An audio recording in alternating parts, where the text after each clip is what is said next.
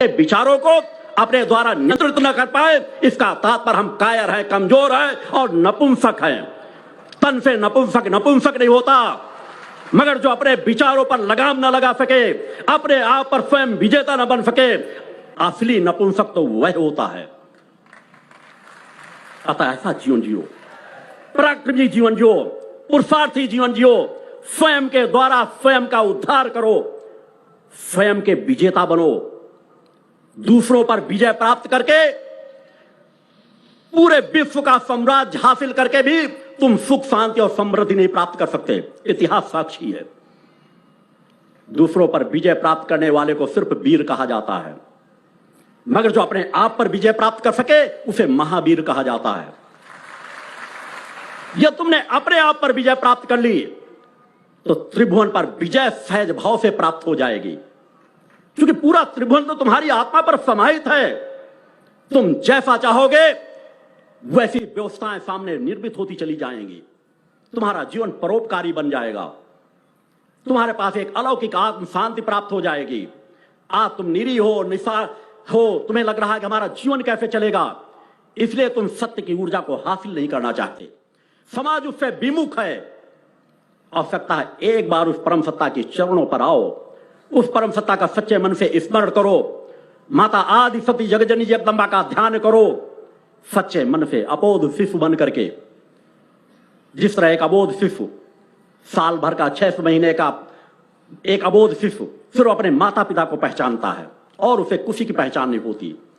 माता पिता से दूर करना चाहो, अच्छे से अच्छे खिलौने दे दो, अच्छे से अच्छे खाने की चीजें दे दो, मगर उनके बदले वो सबको ठुकरा देता है कि नहीं, माता की गोदी से मुझे दूर मत करो, पिता की गोदी से मुझे दूर मत करो। वह सब चीजों को फेंक देता है। जिस दिन वह शिशु के समान का भाव तुम्हारी मां की भक्ति में आ गया, उस दिन तुम्हें कोई पतन के मार्ग पर बढ़ा नहीं सकता।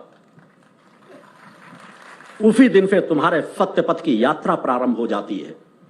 एक बार एक जीवन उस मार्ग पर बढ़ा करके देखो। एक बार विचारों की स्थिति पर आकर के खड़े हो जाओ। तुम्हारे अपने अंदर के विचार हैं। तुम्हारे अंदर के विचार अगर तुम बुद्धि से उस पर लगाम नहीं लगा पाते हो तो तुम्हारी अपनी सबसे बड़ी कमजोरी है। तुम किससे लाभ चाहते हो? जगह जगह माथा टिकाने, जगह जगह सर झुकाने से कोई लाभ तब तक नहीं प्राप्त हो पाएगा जब तक तुम सबसे पहले अपना सर अपनी आत्मा के चरणों पर नहीं झुकाओगे, अपने आप को नमन नहीं करोगे जो तुम्हारे अंदर दिव्य आत्मा बैठी हुई है। इसलिए मेरे द्वारा हमेशा कहा जाता है, अपने स्वयं की आत्मा, गुरु सत्ता और उस परम सत्ता पर भेद मानने वाला कभी भी सत्य का ज्ञान नहीं प्राप्त कर सकता। आपकी अपनी आत्मा, आपका गुरु और आपकी परम सत्ता, इन तीनों में कोई भेद नहीं है। तीनों एक समान हैं। आप कहीं पे जुड़े हो, किसी गुरु सत्ता से जुड़े हुए हो, आप गुरु को बहुत ज्यादा सम्मान देते हो, सर्व समर्पण करने के लिए तत्पर रहते हो। जिस देवी देवता की आराधना करते हो उसको सर्वस्व समर्पित करने के लिए तत्पर रहते हो।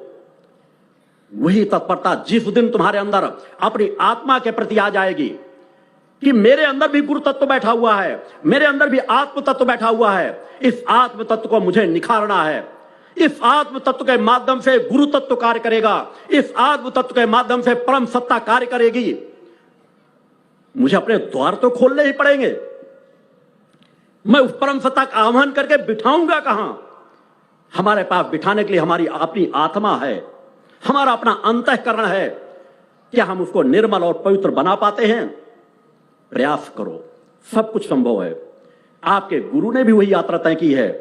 बचपन से लेकर आज तक पूरा समाज, मुझसे नजदीक रहने वाले सभी जानते हैं, मैंने अधिकांश समय अपना साधना में व्यतीत किया है। तब भी वही रास्ता था, आज भी वही रास्ता है, आज भी वही मार्ग है। मैंने सब कुछ त्याग दिया मगर अपने साधना पथ का कभी त्याग नहीं किया।